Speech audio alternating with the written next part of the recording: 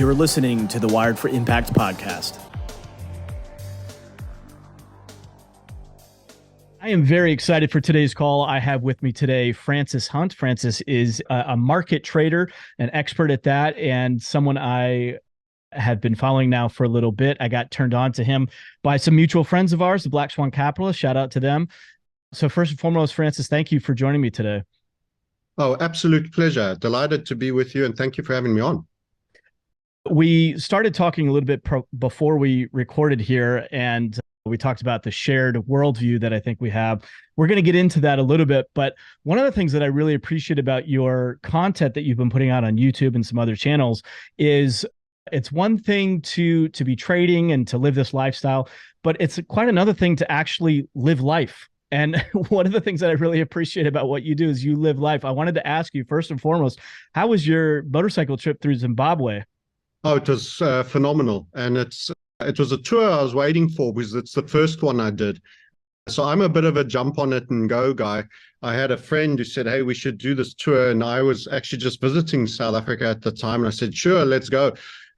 And it was a hell of a tour. It was all the way from Joburg, the original. This is 2016. And he just gave me a backup bike that he had that had a muffler on that farted and wasn't properly aligned, and it was a little bit problematic, and I had no real gear and kit, and I just jumped on and went, and my boot split open the minute we hit sand, and I was like duct taping it. So the first one was almost a seminal adventure, and we hit 42 degrees heat, and a lot of folk were falling over. We had one gear stuck in a fence, like right off the ground. So it was real attritional stuff. It was almost like army boot camp on bikes for older guys. And I've been waiting for this Zimbabwe tour to come around again, because we finished it with sort of White River rafting down the Vic Falls, which is a beautiful way to finish it. And I remember being thrown over because, of course, we insisted to do the rapid that guarantees you get chucked over, which was a certain level way beyond. And we bribed the guy to do it, and we let off all those that didn't want to do it, and we tipped over. And I just remember floating in my life jacket down that river and looking up this big canyon the whole way down. And it was just absolutely beautiful seeing the world from within the water. So I tend to really like to inhale on the living part. And health, vibrancy, energy, life, you get one shot at this, and you must make the most of it. And despite talking about exceedingly dark topics, Peter, that actually many people can't handle, I am ultimately lifestyle optimistic. I mean, I've just had an offer accepted on an amazing property that will see me swimming every morning. I've got a mate over there. We greet the sun in the morning. So there's a whole thing about mitochondria in your eyeballs, because I've been getting too many These are blue light glasses, by the way. I'm not being zany. I have a couple of them in different colors, but yeah. So too much time on the computer. I'm not a 9 screens, 14-hour day. When people say traders, sometimes I feel like I want to jump in and say, yeah, turn that one down.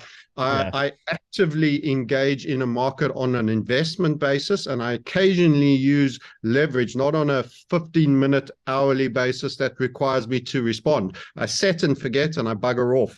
And you don't control the rest. You've got to let be things you don't control. And even when we get into these darker topics, people have to accept that there's certain things that are a lot bigger than you, that are multi-generational, even millennia of years in role, and you don't control that. We don't yet have the power to deal with that, but you have a lot of local power. So you start in your sphere of influence, and you rather emanate out from there.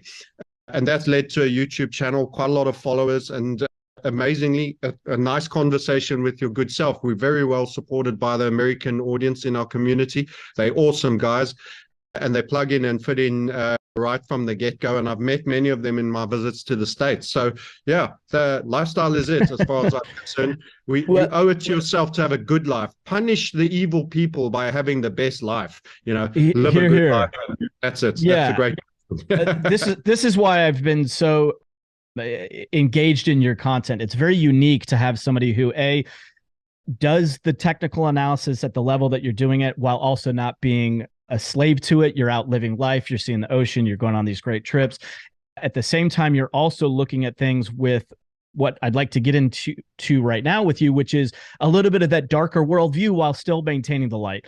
So for those that are listening, there's a lot of people that I think in my audience are aware of some of we're in a new phase of life ever since coronavirus hit, and people have started to do some research and they've started to figure out that there's a lot of corruption. From your perspective, from a financial expertise that you have, what level of corruption are we talking about? You share this a lot on your content and your channel, but I'm wanting you to share with my audience, what do you see on a macro level that is actually going on in the financial world? It's not just the financial world, Peter. It extends into absolutely everything. So it's social, it's interactional, it's systemic, and it's everywhere you look and touch. You start out in life and you think things are random. Something happened and that led to that, and that's why that ended up happening. And what you actually see is there are far more organizations that actually arrange a contagion of events to occur to end up at an outcome of their own seeking. So if you think of Stephen Covey, a great author, when you want to achieve your own goals, one of the steps in his 7 Habits of Highly Effective People are begin with the end in mind. And unfortunately, these guys are also the exponents of these levels of work, and they know where they want to end up. And it's when you realize and understand. That's why I've become, I never had an interest in history when I was at school. I did sort of geography and other things. Now I've become, a wannabe historian. Now I'm taking pictures of Cecil John Rhodes' work in Zimbabwe. I am a couple of miles away. I went to the museum over here. Now I know which round tables he was part of, what those groups wanted for the world all those many years ago, how they came to monopolize the diamond industry in South Africa. So I was born in South Africa, so obviously it's my home, but I've seen how the same work model is being created across all nation states. So you start to notice patterns, and I am a pattern trader. So I'm talking about charts. You get these microcosms in your behaviors as you get better at recognizing patterns. I also notice patterns in systems and their creation and their objectives. So what you actually realize is that largely there is an entire, people talk about state capture. There is actually, we are already effectively in a new world order system, as they like to call it. I don't think it's new, and it's not ordered in our interests, but it is certainly of the world. And we're experiencing it, whether you're talking about the events of March 2020, which I won't say the name, but everybody knows, a tissue. And also when you're talking about the bond markets collapsing, they sound like two totally disparate topics. One is a financial system about a debt market, and that leads to gold going up and Bitcoin and everything else, and why the electronic money goes higher than the physical money, why those things could be, right the way to something that was a medical stroke health-based event. So you see the same hand. So there is a much darker, larger system, and you've been born into it. And it's very difficult, one person in one lifetime, to undo the spaghetti junction of CFRs, Federal Reserves, Club of Rome's, all in one lifetime. You're not going to be that hero. I don't doubt that I'll be nowhere near anywhere close to that hero. But I am going to call it as I see it, and I'm going to be bold about it, and I'm going to assume I'm well protected through the life force, and I'm going to punish them with living a great life in spite of the system. And I'm going to recognize the direction of where they want to take this whole game so that I can position personally to get the best outcome. So if you know certain places are going to be, have a rock fall, you don't position there, and other places might, as a response, go up in value. I'll prefer to position there. So actually, this is game. You have to gamify life. This is literally, I used to play a lot of Space Invaders and all of this when I was a kid. I'm not into the gaming in the modern era. I've got better things to do with the time. But you almost have to say, listen, you're born into this. This is the cards you're given. Now, the only thing you get to control is how you play those cards. Recognize the system for it is, learn as quickly as possible how it is, be bold and be a leader amongst men, be a sage, be wise. That's what you can do. be courageous, and at the same time go and live each moment and really be happy. And as I was saying to you, you can't have a bad day. People that get depressed, because I've walked the deserts and got it wrong a little bit, got too into the screens, got too into the Twitter and the murder, and watching everything is, a new group of Palestinian kids flawed in a building, or some other tragedy, or some other thing, and you can get dragged down by it.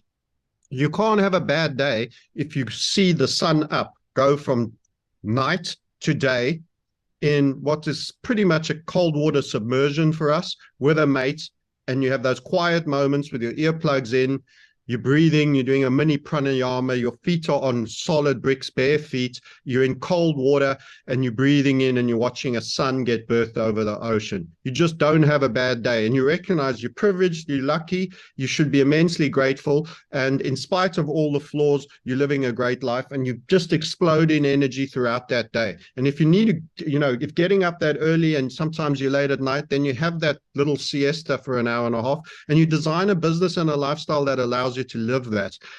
And that's why I have motorcycles everywhere in different countries. It's full on freedom. There's nothing like lifting that visor up and feeling the air blast there, whether you're burning through a desert, whether whether you're going down a nice rocky trail in Arizona.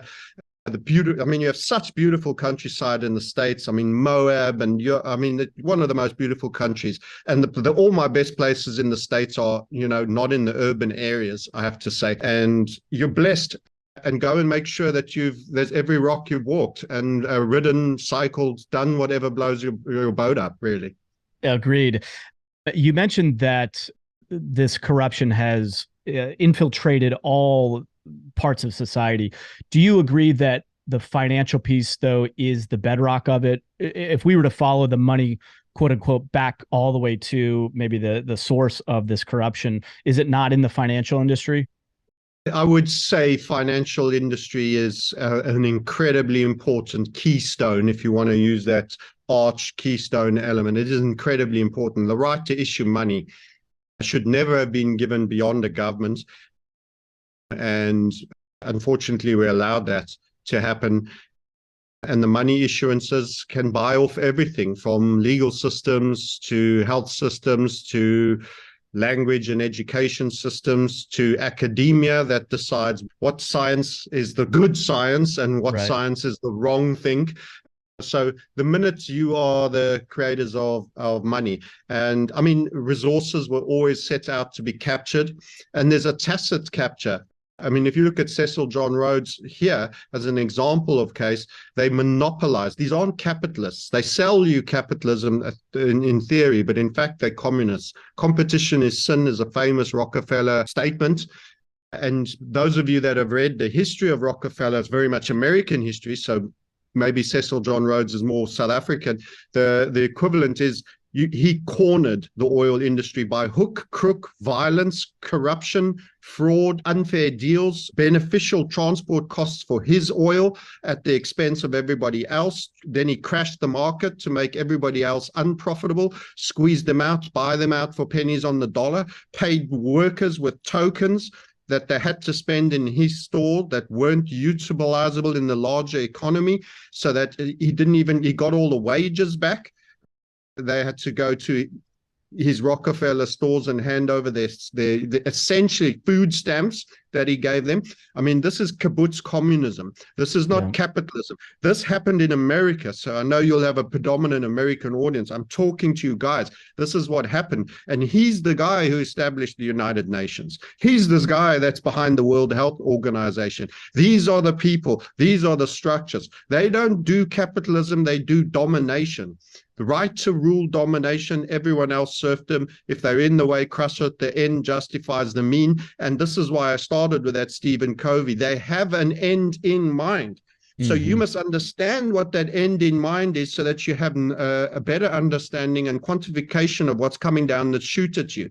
Because if you can do that, then you can try certain strategies of how to survive such a force. And you saw how coercive they were with regards to the medical emergency that they constructed. People lost jobs. for not taking and then now they say, oh, nobody was made to do it, and all of this. Like hell. There were some people that literally had to. People resigned from the military.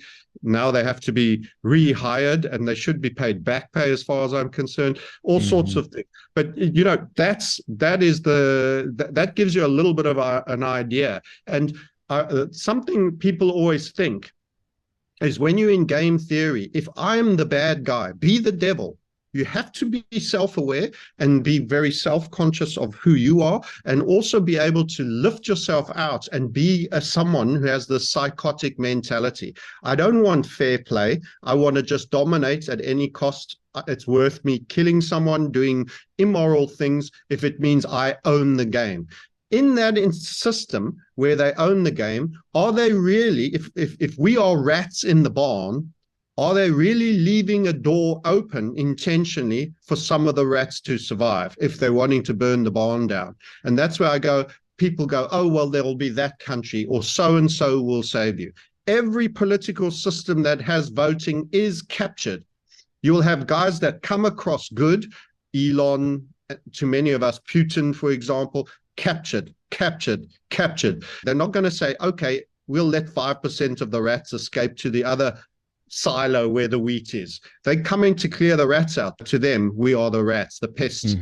And there's too much of us and they want less of it. And AI and automation is their new game that now sees them escalate. So it's not accidental. You must get used to being suspicious of too many coincidences.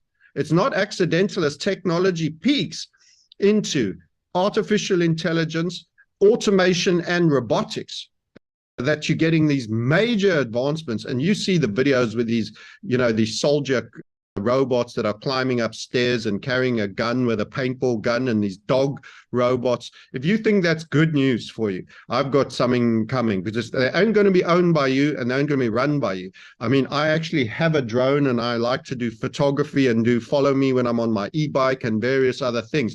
But the real drone use is your statism, and it's against you. There is a war going on and they have weaponized against you, and most people don't even realize you're in a war. You don't win a war when your citizens don't even realize that they're in a war, and they're preparing for war, and they have all the tools, all the money, and they are taking your tax dollars to fund them for those tools in AI and robotics. And that is why I also feel we've seen this chronic loss of population as a result of this event in March 2020. If you aren't suspicious after the events of March 2020, you are a proper sleeper. You are comatose. You are an NPC person in this game.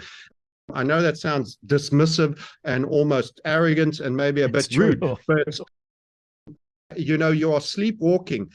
And I don't tend to put time in it. I like the people that are saying there's something that doesn't smell right. I don't expect them to understand and know everything and have read everything. We're all too busy trying to make a living. I'm fortunate that I got to a point where, I'm financially free and I'm doing something I love, and I don't even have to be corporate. I play the fool on my YouTube channel and I make stupid jokes. Some I repeat, some I don't. I don't care too much who people are offended. I want to be exactly the anti-corporate, exactly the everything that they make, I'm the counterparty to.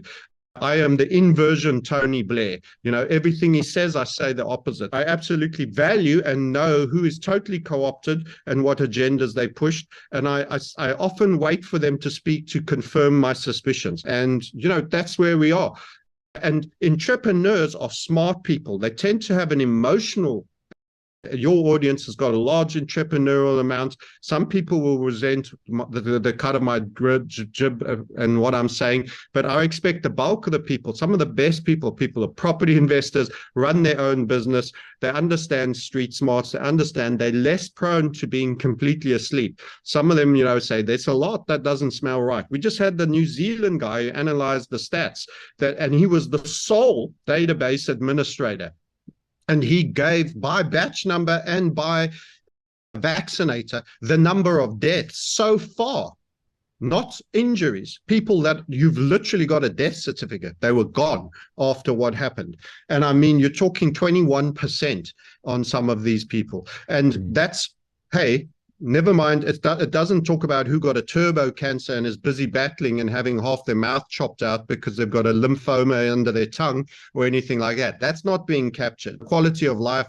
So, I mean, that attack vector, that was an attack vector on humanity that affected friends, humans, family members, etc. It was directly addressed to you. If you don't realize you have to be smart and wise in the ways of the world, from that single thing, then you're never going to realize it. And I'm here to try and not only help my community build wealth, but retain that wealth in a reset environment, which is totally different to what traditional financial advisory people will do, which will put you in a pension which is stuffed with bonds and debt, which is exactly the wrong positioning for what we're doing, but also to keep them alive, to keep you alive, keep you sane, to keep you happy, and to keep you anti-cyber, and to build your wealth. And actually, there will still be immense opportunities. The crazy thing is, in mega wars, many people have built big wealth, and they aren't all being co-opted into the cult, if you want to call it. So there is real opportunities, but you have to be prepared to try and understand a really complex octopus of many tentacles system. And you know, I spare no doubt. I like it. I want to know, because I am inherently a deep, dark truth seeker. I can take it. I don't care how dark it gets. I can take it, and I'll sleep at night, because I understand it's not me. It's not my party. There's only so much I can do, but that doesn't matter. I don't get furiously angry about various things that are going on in the world, but then I channel that and I release it, and that's where it goes into the big old ocean when I greet the sun. And then I do my best to be the best person I can be, and to share and protect as many people free on YouTube, regardless. I share plenty free as well. If you choose to engage further, that's on you, and we're delighted to have you, and we're always grateful for our community and members. So that's my philosophy. I don't know if it comes through. It definitely comes through. I knew I was going to like this call, but I'm already loving it. We're cut very much from the same cloth. You mentioned a few minutes ago about if you were looking at it from the devil's perspective. It's interesting that you brought that up, because I literally wrote that on my notes to ask you, from a corrupt criminal perspective, what is the objective? If you were that criminal, if you were a banking cartel member, what would be your objective, and what would be the game theory that you would put forth to try to collapse the dollar, to suck up all the world's wealth? Like, and maybe this goes beyond, like you said before, maybe this goes beyond the financial industry. What is your intention, and how are you going to try to win the game? Yes. So the best thing is first to understand what my assessment is that they're going to do. And my assessment is that essentially you're going to get a globalized communism for the retail consumer masses, and a corporate fascist control structure, which is an oligarchical technological surveillance finance system. And that is, it starts with Apple, Google, right the way through. And the US, as a US audience, has been one of the bulkheads for the technological surveillance finance system. So they've used certain easy, big scaled, good skills. You used to have rule of law. That's, of course, being undermined. But don't believe all these garage to trillion market cap narratives. Facebook, you know, the student dorm, it all started there, and Steve Jobs in his garage, and Bill Gates in his garage, and everybody, these little garage entrepreneurs. And you tend to get, and it's very captivating, particularly as American. You're nationally proud. You're an awesome bunch of people. You live in a beautiful big country. It's very easy to inhale the Kool-Aid, even snort it beyond drinking it, you know, and go with the Warren Buffett of, you know, God bless America, we're always coming out this good, even when we dip, everyone else is less good than us. You were just chosen, and it was born in Freemasonry. America was never free in the true sense, unless you're talking about Freemasonry, then it was free. George Washington, right the way through, you were born into Freemasonry. This notion that you rejected the British with the Tea Party, this was clever. This was an overt ownership that reverted to a covert ownership and control. In other words, it's never about nation state. It is like a bacteria that is in all states that cooperates, and it's in there. So the notion that you were born free, you weren't. You have been the vehicle of a very encouraging boom period, and you've benefited from that. And I fear for Americans generally that you're going to get one of the hardest downdrafts subsequently as a result of that. And when you have such a big and beautiful country, you don't need to go to many other countries to have ocean, sea, mountains, snow, forest. You could go to Canada a little bit as well and get even more forest and freshwater lakes with nobody around. But, you might think you don't have to go anywhere. And I encourage Americans to travel. And we get a little bit of the same syndrome in South Africa. The best South Africans are the ones that have left South Africa and come back after traveling. They're a little bit broader minded. We can be a little bit Hickville about our experiences if we've only ever experienced South Africa. And Americans owe it to themselves to travel and see how other systems work. And I would encourage them to have outside of North America based structures because I fear, and you've had a little bit of a sneak peek, and I'm going to bring up a topic because you're asking how do we plan and where are they going. There was no accident, the Deagle stats. That was no accident. I don't know if you're familiar with that. Just give me a nod or ask me to elaborate. Yeah, please elaborate. So Deagle was a consultancy to the military industrial complex. So anybody who's got a consultancy to the military industrial complex is, in my opinion, largely just for simple label dark state-ish. In other words, you give guidance to where they should go and where they should be spending their money. And they did a bunch of stats on population numbers in terms of when you have a high population, you actually have a bigger economy generally. Now, that doesn't go for Africa because they do too menial a work. But if you have a reasonable labor market that is constructing things, that organized economy to some degree, and you have high population, you have the ability to borrow more and you spend more on military industrial complex. A great example is America. You have 300 million people. Okay, it's not the 1.4 billion of India, but you have a much higher income per capita head than India. So you are an ideal current spender on the military industrial complex, and everybody knows you probably spend 10 times the next 10 people, etc., the biggest number of them all.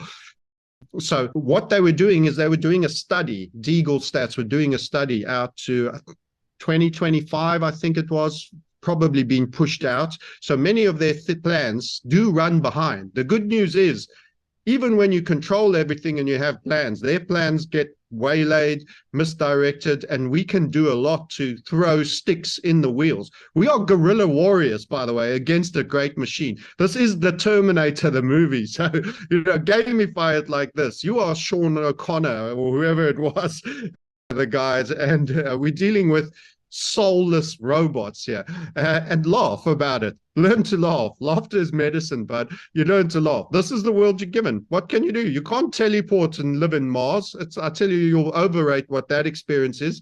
You can come visit me in Panama and I'll lock you up for a year in a container in the sun, and I'll cut a window with a red lens and you can have a Mars experience for much less than Elon will sell you a ticket. But this is your world, and it's still beautiful. It's still freaking beautiful. If you can't find beauty, come visit me in Cape Town. I'll show you. I'll wake you up in the dark. We'll ride on motorcycles to a tidal pool. We'll get cold water immersed and we'll watch the sun get born. And tell me this isn't a beautiful place. And it's got nothing to do with these psychotic aliens, robotic guys that are trying to misdirect. But going back to the whole concept, Deagle Stats predicted, some of your audience will probably have come across this, so they might be commenting in the video right now, and they're welcome to. Please give Peter a comment and a shout out if you know what the Deagle stacks, or if you want to learn more about it. And maybe I'll send you a link if we can find it. Thank God for memory computer internet bank, because they since removed it. But they basically projected, I think it was, stand corrected, you're going to go to sub 100 million population in America in a very short time. They were projecting at the time that this was released for 2025, and I think it was either 19, 20, or 21. But it was pre the events of March 2020. So, that doesn't bode well. Either March 2020's death numbers are underperforming, or there's a lot more long-term effects that are still to come out of that event and other events they probably have planned. We're already seeing people staying at home, media kings in the UK. Piers Morgan has got this, the forbidden word tissue and is working from home and making a big stance of, hi, I'm working from home because I tested, etc., etc. So I mean, they might be doing Mark 2, they might be more forceful. The World Health Organization is trying to push something through, but the Deagle stats did that, and they also did the same on the UK, Europe. So you actually looked at population, and the largest middle class people, which is typically, I would say, white Anglo-Saxon, Commonwealth, North America, and European into the UK, were all facing massive population decimations. And then the others were having normal growth. So overall, for the first time, these guys were actually coming out and saying population's doing this.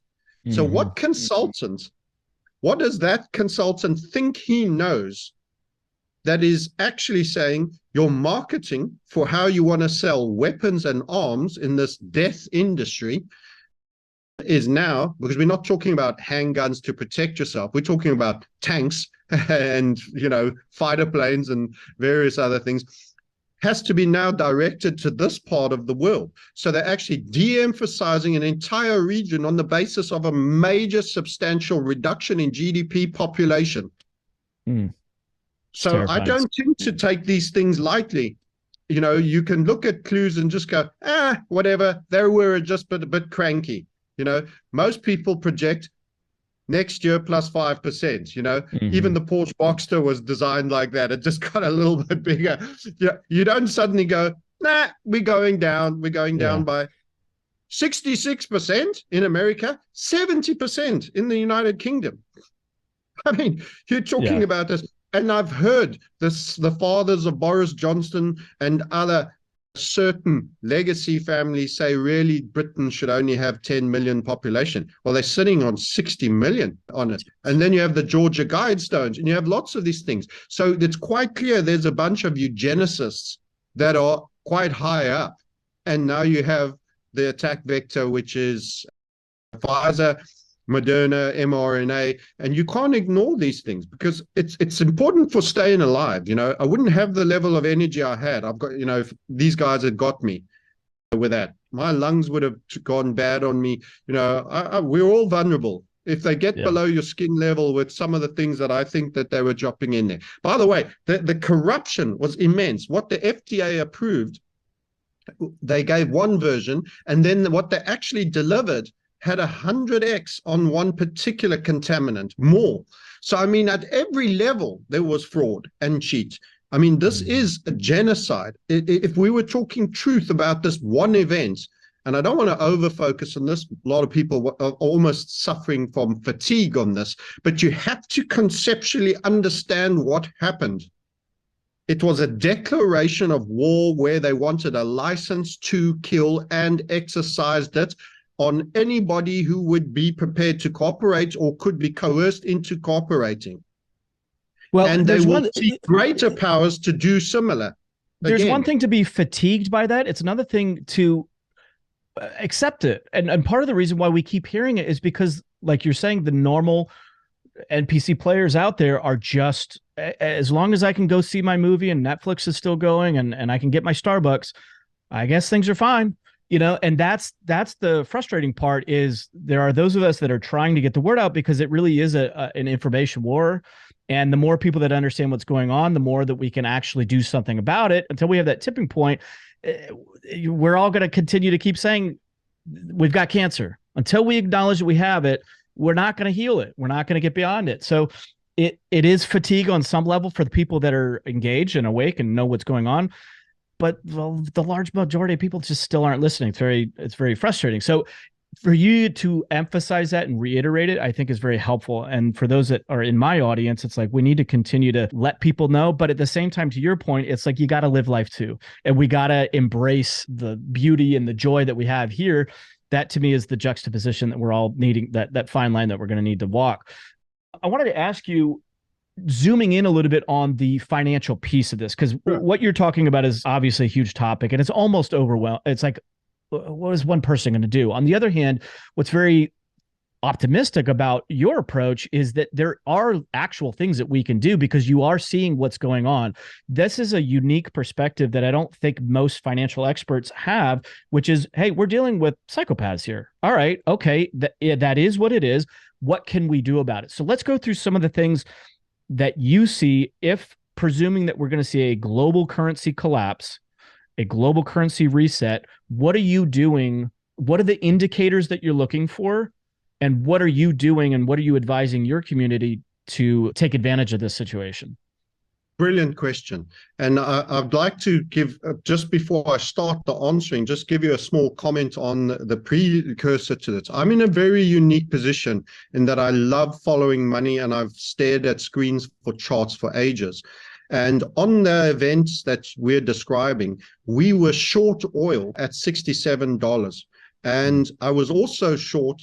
This is not commonly known unless you're in my sort of YouTube bubble and our community. We were also short a ship lining company that does tours for typically the old ducks going on their cruise, the retirement cruises. And we didn't understand. When were you short on these? Sorry? This was 2019. Yes. So from August, very interesting. 2019 all the way in. So for those that say that he's a conspiracy nut, I can tell you that the patterns and the footprints in the sand, which is the chart, had me for no known reason have enough conviction in my methodology to position aggressively short on Plains All American. This is a pipeline in your country. In other words, I made money on something in your country that I know nothing really about, apart from the fact it's almost ignorance is bliss. Because I trust in my technical skills and charts, I was short Plains All American. I have by the way, just for this, because a lot of people make claims and there's so many BS artists out there. We have on our website the full oil trade with chart cuts, the options proof, the profit takes, the videos that I released telling people that something's going on, how I'm positioning. So there's we did a case study on these events. So I saw COVID without knowing what I was seeing. And I shorted oil, and I shorted the second biggest cost for a cruise liner is what they burn. And I couldn't understand it, and I felt uncomfortable because fundamentally the trade didn't make sense, but technically both were a clear-cut short. That's so interesting. And I was short Plains All American, and I'd said, I don't know how or why this works out. I'm expecting one of these to be wrong because it shouldn't be that way. If oil is going to drop as much as I expected it to do, and I said it's going to be sub double digits, you're going to go to a single digit value. It actually traded naught in the cash market and minus 42 because they didn't have in the forward markets because of storage issues, because they had such a glut and everybody was locked down and there was no expenditure and storage were like brimming to the tilt. And that was all done technically. And I also have the reset thinking, which is, I know there are people I don't trust that are pulling funky stuff. So that is an incredibly unique perspective, because what happens is, instead of looking through a keyhole into the house that you want to burgle, let's call it, I get to see through the sunroof at the top, and I get to see through every other window, because I have a multifaceted approach of 360-degree analysis that involves technical charting. And we made out like gangsters at a time that people were losing jobs. And this is why I say there are opportunities if you understand. You can't stop it from happening. You can profit from it from happening, because they're going to put these things into motion, whether we want to have it happen or not. And I made an absolute bomb on oil while oil people were being laid off. I made an absolute bomb on Plains All American while members of that company would have been laid off in America, your friends. And Carnival, which is the cruise liner that has some of the big brands for the cruise lining, also crashed. And of course, it was the disease. Who wants you old people with weak immune systems, all trapped in a tin can, far out at sea with limited medical? That is the worst business to be in when an event like that happens. And suddenly, all my custom trust, and that's how I've been doing this for so long, that I always trust the technicals. And even if I can't explain it, because people always want narrative. Everybody is story driven and narrative driven. You know, with IPOs and selling, it's all about the story. The more amazing you can make the story. I'm like chart driven. Hey, if the big people aren't buying it, I ain't buying it. If it looks like it's setting up, for a major crash down, then I'm shorting it. Doesn't matter how awesome. And this is the difference between Enron. All the fundamentalists right up to Goldman Sachs within 3 weeks for the US examples were saying, buy Enron, it's an absolute steal. And I was looking at the charts and saying, guys, this is selling off in massive volume, that it's in a major collapse. They're setting up continuation patterns to the downside, only further downside coming here. And that's the value of the technical analysis with fundamental. I'm not saying fundamental analysis isn't useful, but when people cheat, lie, and put things off balance sheet, you don't get to see the real fundamentals, and you don't get to hear about them first. Everybody else is acting on it. By the time you see news, you're late. You're too late. So the technical analysis gets you in with the first few percent, and that's the power of that. So that is the great gift that HVF method. It's not even me. I don't like to project, oh, I. That sounds so egocentric. It is a tool set that you can take to and implement. It's a created tool set, and I give all credit to that. It's an entity of skills of marketing, and we make them available to everybody else. So that's one of the ways. But while you're finding your way, you can have my interpretation of it utilizing the tool set that has been doing that for an extended period. So that was the little bit I just wanted to introduce. Then you asked the big question about what do people need to understand about the financial system and how's it going to go. The one core thing your audience, even though super smart, awake and on it, don't get. And this is the thing about interest rates, debt markets, and bond markets. Interest rates and debt markets. And this, I'm going to give a very simple metaphor because everybody understands equities and wants to hear it. The minute somebody says debt markets, I used to be like this. It was the last thing I learned about. Because what does it mean? Everyone understands Coca-Cola, Harley Davidson, Apple devices. We buy them, we know what we like, we have a consumer view.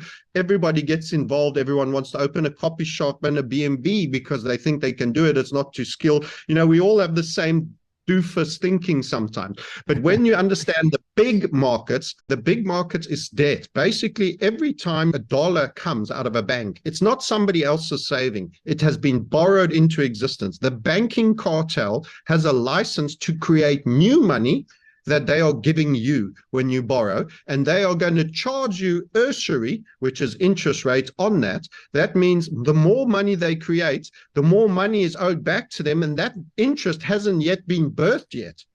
Because so it's, you are in an expansionary universe. It can only go proliferate. That's why you always have inflation. Inflation is central banking cartel policy.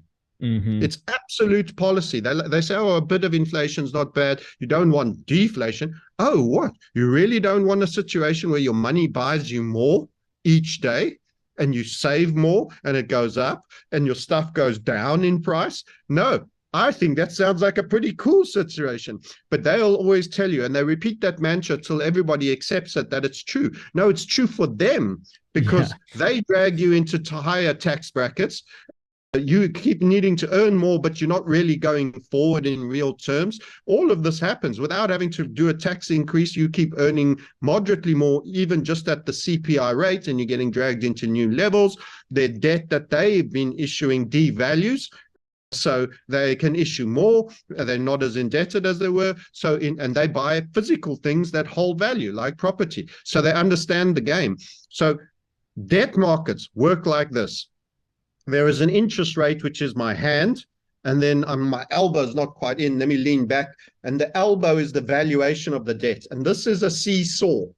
Roughly where the bangle is the fulcrum. It's in the middle. Now, when debt devalues, so that's my elbow going down, the valuation, the rates go up. Everybody is sitting, waiting for a pivot. In other words, interest rates to go down because the economy is weak, because we've pushed the rates up, your house isn't selling as fast, your car's getting repoed or the payment's getting higher, people are getting laid off, it's tight. And they think, therefore, the Fed, who is the all-controlling force, will cut rates. But actually, there comes a point where you can't cut rates, and they actually do the opposite, they go up. And here's why. When you have too much debt in issuance, and right now what's happening in the US is tax payments are way, way down.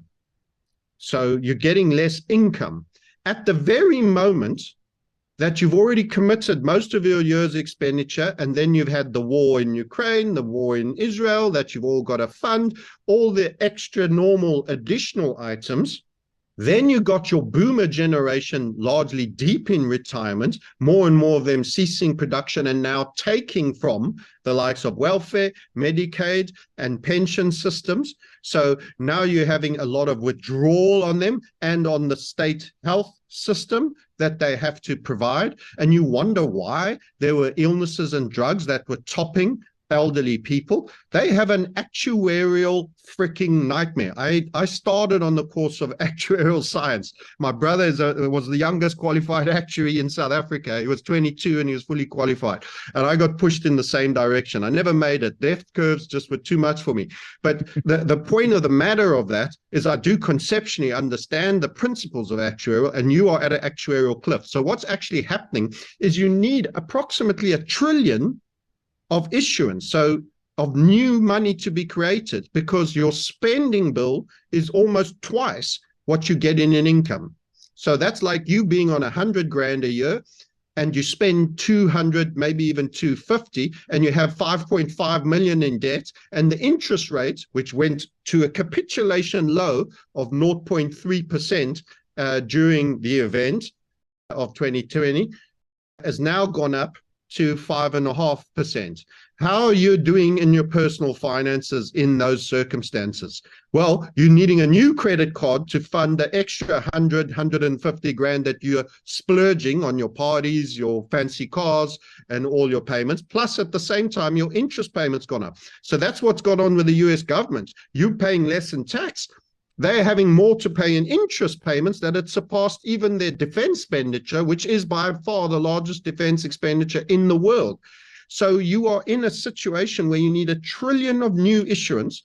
Plus, when the rates were super low, Yellen, because on the shorter durations, you pay a slightly smaller margin. Instead of kicking all the expenditure she needed to do 20 years down the line and 30 years down the line and 10 years down the line, because it was tiny but cheaper, she put it out on 1 and 2 and 3 years. You've got all that debt of expenditure then coming back to be rolled again.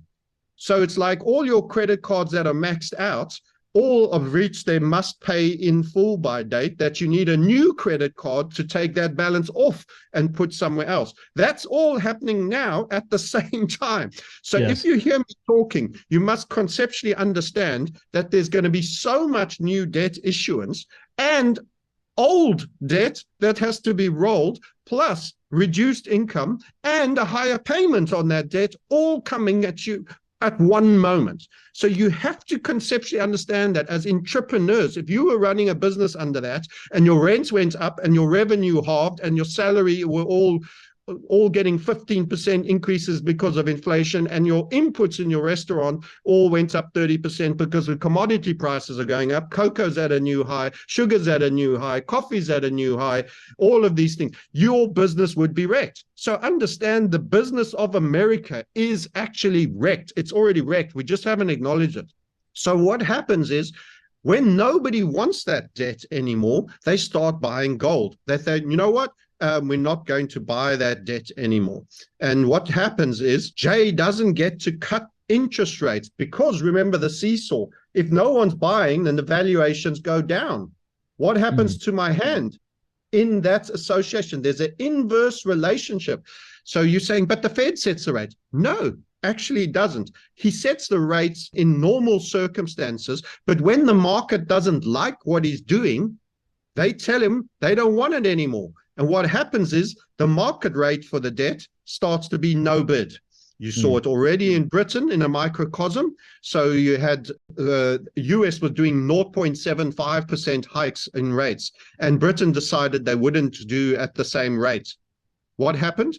They threw their prime minister under the bus for doing a stimulus budget, and their financial director, Kwasi Kwarteng and Liz Truss. But in actual fact, it was the Bank of England's fault, the central banking cartel. Because what does Mr. Global Money? I have money in many countries. I have properties in different countries. I can put my money in dollars or pounds at any time. If the pound is going to pay lower interest rates, and suddenly I can have it in dollars, and with that I therefore get a currency appreciation. There's something called interest rate parity. If the one currency is paying a better interest rate, the money moves globally. So treasury departments, think of Apple, they're making profits all over the world. They're getting pounds in, yen in, South African rand, where people are buying Macintoshes in Cape Town. They're getting it all. What do? They want to move their money where it's going to sit and get the best return. So they take the pounds of cutting, they're not raising at the same rate. What happens is that the people sell their debt instruments in Britain and buy treasuries. So the liquidity flows away from Britain because the rates are less, and they go for the higher yield and they get the currency appreciation. Why would you stay in the country that's going to lag? Which is why we were the big callers of the failure of the yen. The yen has lost 30%. And we listen to Stanley Druckenmiller and say it's the hardest markets and he wouldn't know what to trade. And we go, hello, Japanese yen, yield curve control, sub 1%. There's only one way for that, and that ain't hard. There's some things that ain't hard. And that makes the Nikkei, for example, with big international companies that have yen hedge structure that get dollars in because they're selling Toyota Land Cruisers to America, Toyota Pradas to Americans, Priuses to Americans and to Europeans. They're getting in those currency, and the yen devalues, their earnings go up substantially when they repatriate their profits. So we've been long the macros in Nikkei. We've seen plenty of technical setups, and people are making money. And these are macro trends. You don't go from 0.5 or 6% on the yen to being at 5.5 like America, where you stop. You'll eventually stop devaluing. At least you're matching your peer. This is a leper colony of financial system. Everyone kissed the chief leper and became hyper indebted. All of them. That's why there is a new world order. Everybody kissed the leper. They were made to. If you see Professor Werner, who we interviewed on our YouTube channel, he will tell you the Fed controlled the Bank of Japan. The Fed controlled Saudi, and that's coming undone. It's worth talking a little bit on that. After the war, they said, hey, you guys are selling too much stuff to Americans and you're running a trade surplus and we're running a trade deficit. And that's, that's a problem. You have a savings problem in your country. You guys are saving and making too much money, and we think you should cure that. Here's what you're going to do. You're going to go on a hyper lending spree and buy property. Here's how it's going to happen. And they made the Bank of Japan do that. It sounds like a tall story. It is controlled. It's post-war. Germany was post-war controlled as well, and they had different settlements. Germany still hasn't officially got a signed peace deal, by the way, from World War II. Go and study this. There's so much interesting history here.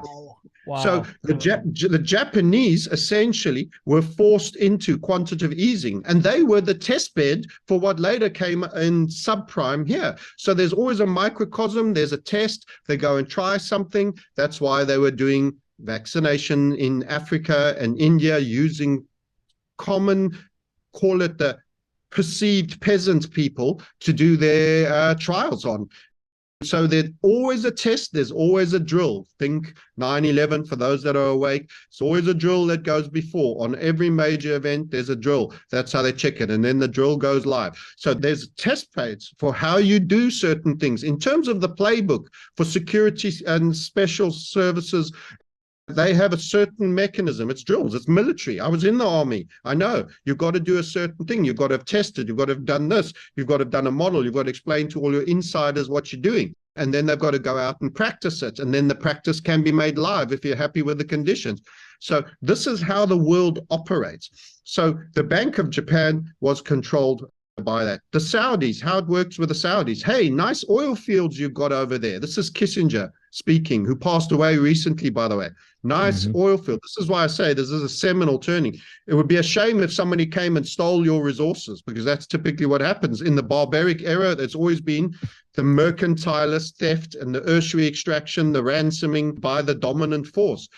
Here's what we think you need to do. We'll keep you in power. We'll make sure no one hurts you. It's funny, we had an Arabic Spring. We had a Saudi Arabia, we had an Arabic Spring that didn't affect Arabia.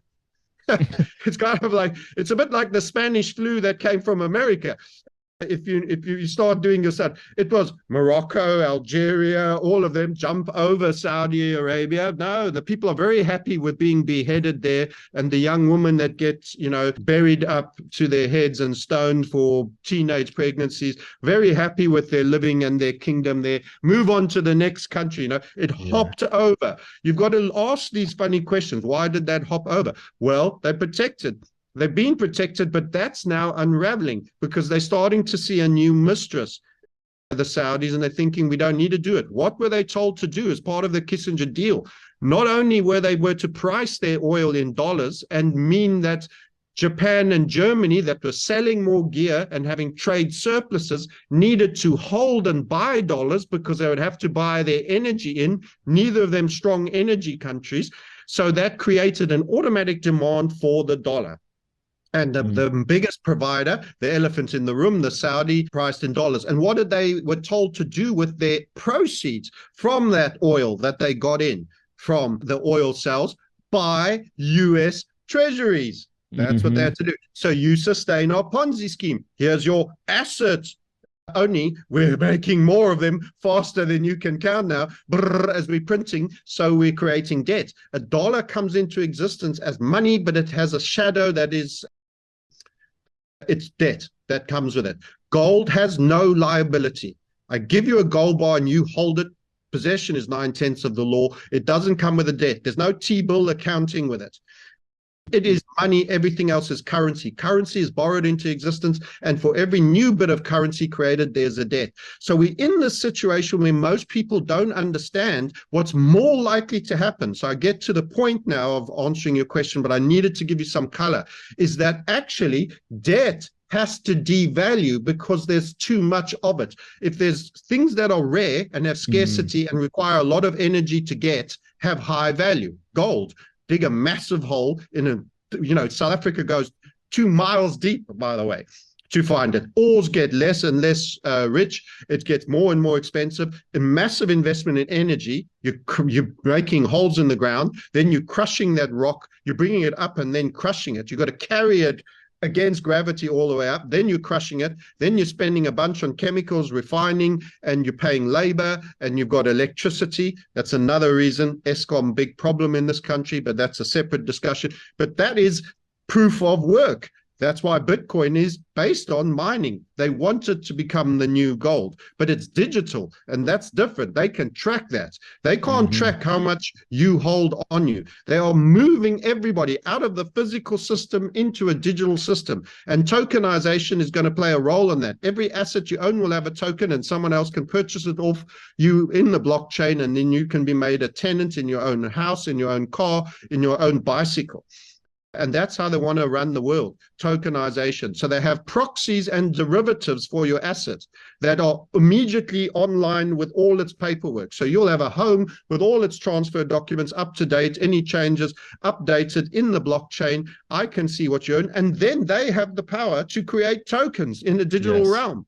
Of course. So then they can go buy all the NFTs and be the proxy owner, and you become a tenant in your own home. You will own nothing and be happy. That's the story. Yeah. So you see how all these different narratives are being pulled together. So the game is anti-tokenization, physicalization of everything.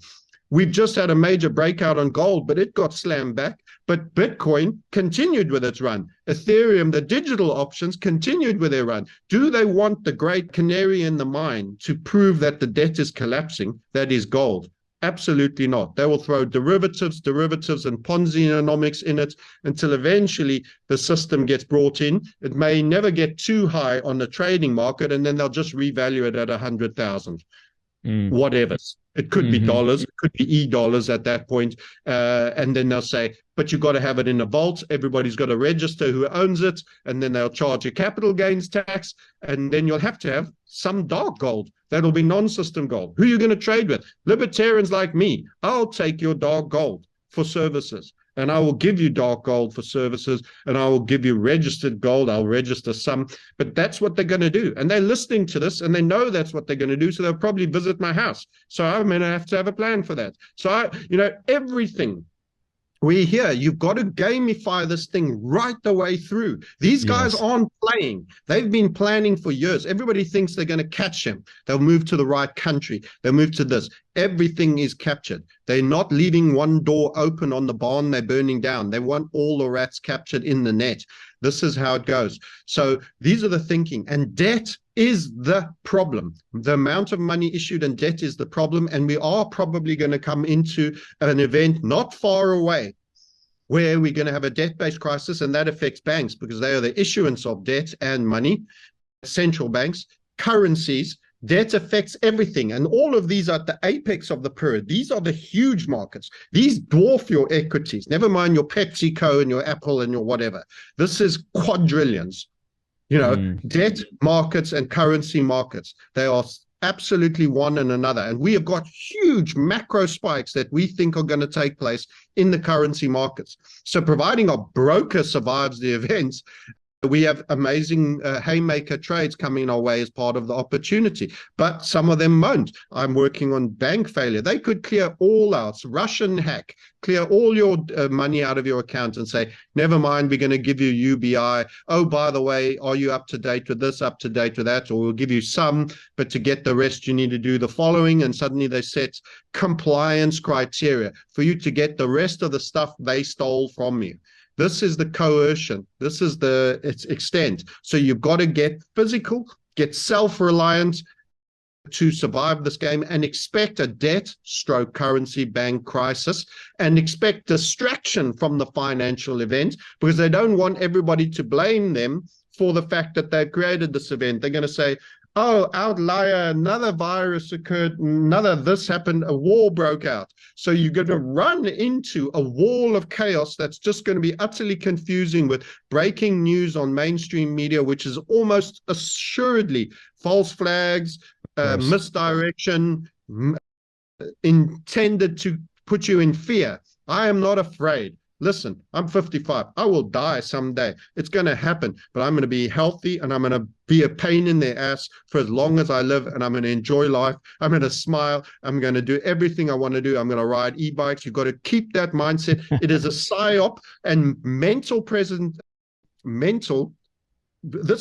are going to commit suicide chronically in this environment. You might recall in 08, 09 that there was quite a high suicide rate. Men lose their raison d'etre. They're supposed to be providers.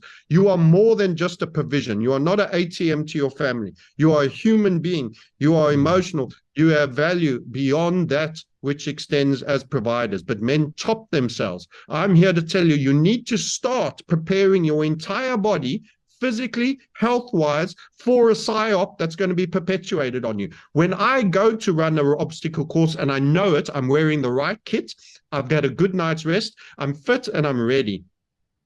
You can't stop the fact that you're going to have to do an obstacle course. I can come to you middle of the night after you've drunk 20 tequilas with your friends, feeling toxic, and wake you up and say, here's your obstacle course. You're going to have to do it. I'll be fresh, ready, and enabled. I'm expecting it. You're not. I'm not saying that you personally are not, but I'm saying to people that are NPCs, they will be absolutely blindsided, and they will not be in a state or condition, and they'll be left signing whatever gets put in front of them, and they will create problem, reaction, solution. So as entrepreneurs, foresight is wisdom. And I'm here to try help you recognize the scale of the problem. And that might sound such bad news. No, you're climbing Everest, friend. It's a bigger achievement. You were born to live through this time because you have the wherewithal to cope with it. Big men, big women stand up in big freaking moments, and you're going to get the most interesting life. And that could be a Chinese curse, or it could be the guy that saw it right the way through, survived it, brought people over, carried others over obstacles because he was jacked, prepared, fit, able, and totally on his game. And I can't promise you a lazy lie in your bed life. I'm telling you, you're not going to get that. And I'm bracing for what's coming, and I'm going to love it. I'm going to take the challenge, and I'm going to try survive to bug these guys to their dying day. And I'm protected mentally in my mind. Good luck. They can try get rid of me. And that's my mentality. and I intend to be a nuisance, and I'm good like that. And if you're a problem at school when teachers, engage some of that schoolboy spirit. These are the people that think they have right of rule over you. They have a supremacist doctrine over you. They have a right to cull the herd and not include themselves in that because they are special. This is supremacy. This is psychotic behavior. And we are the rational, normal, fair playing, give everybody a cut, give every fair play people. And you've got to recognize that the system doesn't play that way. It is a steamroller. And if you can do that, you need to dodge the steamrollers. Just don't be on that road when it's coming there. Be somewhere else. And there are mechanisms, and they have a very imperfect system. It's very difficult to coordinate, even when you're paying everybody off and you're running a show. Imagine you were them and you had this entire theater and game show pull apart. It's a nightmare. Good luck. They're welcome to be the little psychopath, uber over-controlling, manipulative death cult that they are. I spit on them, and I'm going to enjoy being a guerrilla warfare and giving them an absolute nightmare. We had the Boer War in this country. The British came to rule and dominate the resources. The Huguenots that were French and Dutch left their European nation state because they wanted freedom and liberty. They were known as Boers, and they came here and they farmed where there was nothing. They turned deserts into farmland through toil and hard work. They came to the Cape and they did that. Then the British came and took the Cape. They moved north. They would not be under the rule of British Imperial. They moved north. They found diamonds in Kimberley. Cecil John Rhodes was sent from London, backed from London, to buy everything out and monopolize the diamond industry for the cartel of the legacies of families. Then they moved further north. They went to where the land of Johannesburg is today. They found gold there and they started getting it. What happened? The same greedy pigs that want everything of everything and wanted to steal the resources came up. Anglo Gold, all of these mine companies, all owned by these legacy families, came and monopolized, dominated, and did all the press gang pressure that I told you about Rockefeller in the oil industry. They don't come to participate. They don't come for fair play. They come to dominate.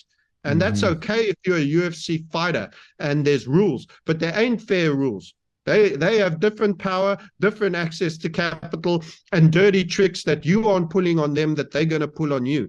And that is the history of this nation right here. And it's the history of your nation because these things repeat all the way along.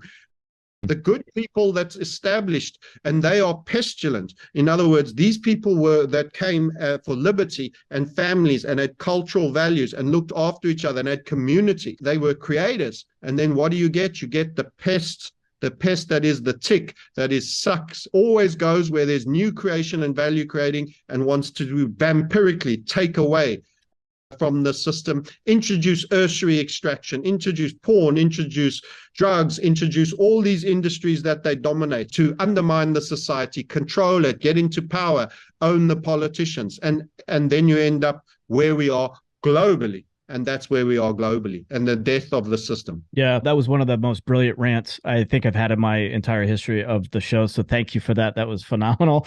Thank you for listening to this episode of Wired for Impact. If you're interested in creating and expanding your impact, be sure to visit us online at impactnow.com.